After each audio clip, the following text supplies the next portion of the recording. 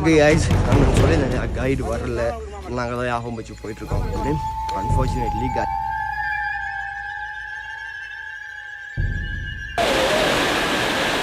வந்து எங்கேருந்து தண்ணி எப்பப்போ வரும்னு வந்துட்டு நம்மளை வந்து ப்ரெடிக்ட் பண்ண முடியாது. ஸோ